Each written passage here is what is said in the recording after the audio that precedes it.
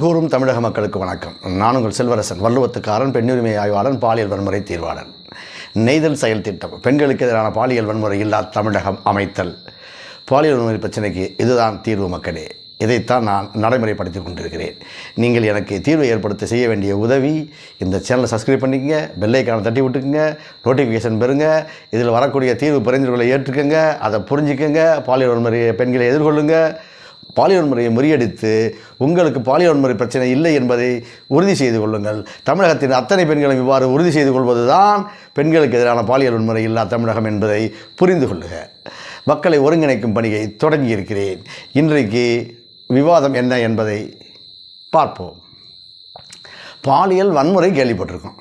இதனங்க பாலியல் வன்முறை இருக்கே, விளக்கம் சொல்கிறேன் கேளுங்க.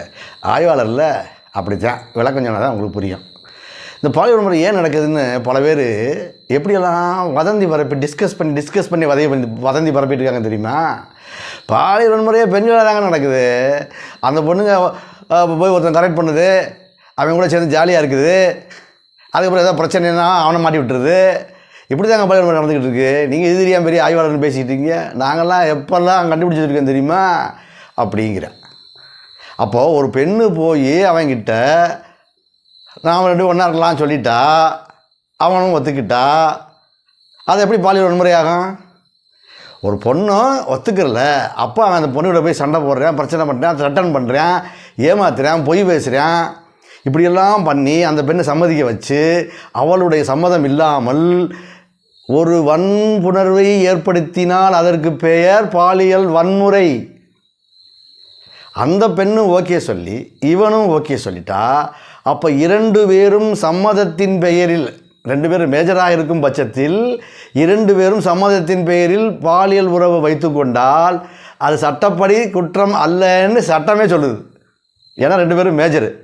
பாலியல் உணர்வுங்கிறது அவங்களுக்கு இயல்பாக ஏற்படுறது. அதனால் அவங்க சம்மதத்தின் பேரில் நடத்திக்கலாம் அப்படின்னு சட்டமே சொல்லுது. அப்புறம் எப்படி வன்முறையாகும்? அப்போ சட்டம் பாலியல் வன்முறையை ஆதரிக்குதா? இப்போ நாங்களாம் என்ன கேன எங்களை ஆய்வாளர் இருக்கவேன்? நீங்கள் அப்படி தானே பேசிகிட்டு இருக்கீங்க. சில பெண்கள் தவறு செய்கிறார்கள் என்பது உண்மைதான். அந்த தவறு எப்படி வந்துச்சு அதை கேளுங்க. அந்த ஆய்வு முடிவை சொல்கிறோம். நாங்கள்லாம் பாலின சமத்துவம், பெண் உரிமை, பெண்ணியம், பெண் விடுதலையெல்லாம் பேசுகிறோம்ல. பெண்களுக்கான நல்ல உயர்வான எண்ணங்களையும் உயர்வான சூழல்களை உருவாக்குவதற்கான வாய்ப்புகளை உருவாக்கி தர்றோம்ல. அதை வச்சு பெண்கள் முன்னேறுறாங்க. அப்போ என்ன செய்கிறாங்க? ஒரு டாக்டரை பார்க்குறாங்க.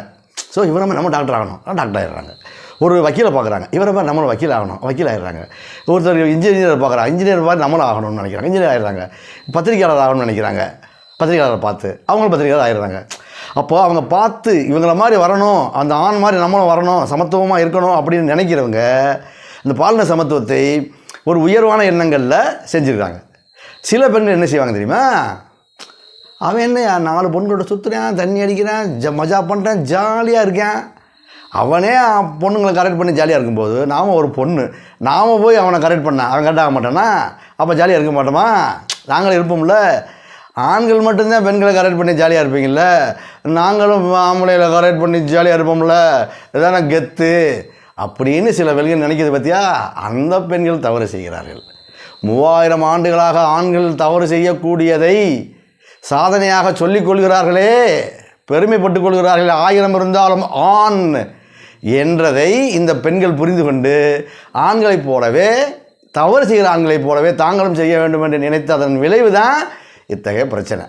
இதை சரி செய்வதற்கான சூழ்நிலை நான் உருவாக்கி, தவறு செய்ய வேண்டாம், இப்போ ஆரம்பத்தில் ஜாலியாக தான் இருக்கும், ஆனால் பின்னால் பிரச்சனைகள் வரும் என்பதை அவர்களுக்கு தெளிவாக எடுத்து கொடுத்து விழிப்புணர்வை ஏற்படுத்தினால் இந்த பிரச்சனைக்கு நிச்சயமாக தீர்வை ஏற்படுத்த முடியும்.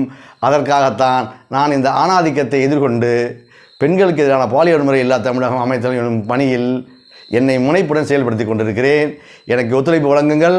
எப்படி ஒத்துழைப்பு வழங்குவீங்க? சேனலை சப்ஸ்கிரைப் பண்ணுங்கள், பெல்லைக்கான தட்டுங்க, நோட்டிஃபிகேஷன் பெறுங்க, தீர்வை பெறுங்க. இதன் மூலம் தமிழகத்தில் பாலியல் வன்முறை முடிவுக்கு வருவதற்கான சூழல் உருவாகும். இது உங்கள் நெய்தல் செயல் திட்டம், பெண்களுக்கு எதிரான பாலியல் வன்முறை இல்லா தமிழகம் அமைத்தல். நான் உங்கள் செல்வரசன். தமிழக சமூகத்து பாலியல் வன்முறை அழித்தொழிக்கும் ஒரு தலைவன் உருவாகிறான்.